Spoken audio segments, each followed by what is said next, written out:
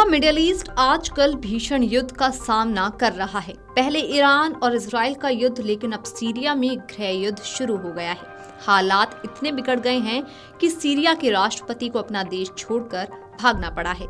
Syria के राष्ट्रपति बशर अल असद के तख्तापलट के बाद सीरिया पर अब इस्लामिक विद्रोही ग्रुप हयात तहरीर अल शाम यानी कि HTS का कब्जा हो गया है।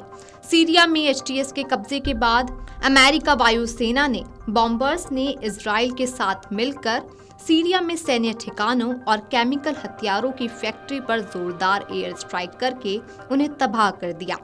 अमेरिका और इजराइल दोनों को डर सता रहा था कि ये सीरिया के ये हथियार कहीं विद्रोहियों के हाथ ना लग जाएं। वहीं दूसरी तरफ इजराइल की सेना ने जमीन से भी सीरिया की सीमा के अंदर प्रवेश कर लिया। आपको बता दें कि साल 1974 की संधि के बाद ऐसा पहली बार हुआ है कि जब इजराइल की सेना ने सीरिया की जमीन पर कदम रखा था। यही नहीं, इजरायली सेना ने गोलान हाइट्स के पास 10 किलोमीटर सीरिया सीमा के भीतर जमीन पर कब्जा करके उसे एक बफर जोन में तब्दील कर दिया है। इजराइल ने इस कदम के पीछे अपने देश के नागरिकों की सुरक्षा का हवाला दिया है। उसने कहा कि ये कदम कुछ समय के लिए ही लिया गया है। बशर अल असद के देश छोड़ने के बाद इजरायली वायुसेना ने सीरिया के अंदर घुसकर कई सैन्य ठिकानों पर हमला बोला है। इजरायली सैन्य सूत्रों ने कहा कि ये हमला काफी भीषण था। 8 दिसंबर को इजरायली सेना ने इजराइल सीरिया सीमा पर गोलान हाइट्स के अंदर एक बफर जोन बनाया। सीरिया में असद शासन खत्म होते ही सीरिया से ईरान का प्रभाव भी खत्म हो गया है, जिससे इजराइल को एक बड़ा मौका मिला है। अब ईरान सीरिया के रास्ते लेबनान में हिजबुल्लाह को हथियार नहीं भेज पाएगा। दरअसल 1974 में सीरिया और इजराइल के बीच एक समझौता हुआ था। तब दोनों देशों के बीच बफर जोन बनाया गया था। तब से ना तो इजराइल की सेना उस इलाके में जाती थी और ना ही सीरिया की सेना आती थी। लेकिन असद के जाते ही नेतन्याहू उस इलाके में पहुंच गए।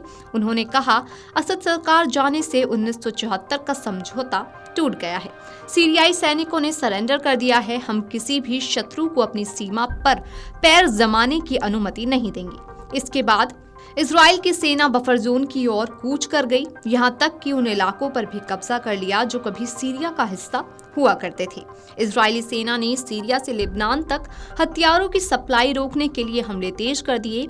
एयरपोर्ट को निशाना बनाया जा रहा है। एक केमिकल फैक्ट्री पर हमला किया, उनके केमिकल वैम्स को निशाना बनाया ताकि विद्रोही उस पर कब्जा न जमा सके। IDF का कहना है कि हिजबुल्लाह को वहां से हथियार सप्लाई हो सकते हैं जो हमारे लिए इस्तेमाल किए जा सकते हैं। हम किसी भी सूरत में वो हथियार लेबनान तक नहीं पहुंचने देंगे। वहां के एयर डिफेंस सिस्टम को तबाह किया जा रहा है। एक खतरा ये भी है कि ये हथियार विद्रोहियों के हाथ पड़ सकते हैं, इसलिए हम उन्हें सुरक्षित नहीं रख सकते। सेना ने यह भी कहा कि वे सीरिया में किसी भी आंतरिक घटना में शामिल नहीं होगी जब तक कि उनसे खतरा महसूस न हो।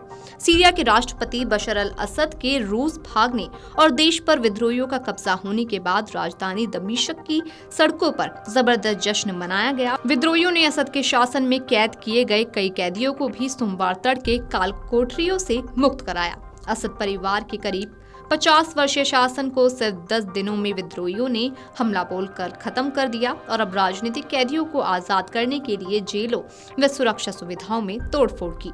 Video desk amarujala.com। अगर आप ये वीडियो YouTube पर देख रहे हैं तो हमारे चैनल को सब्सक्राइब कर बेल आइकन दबाएं और Facebook पर देख रहे हैं तो हमारे पेज को लाइक करें।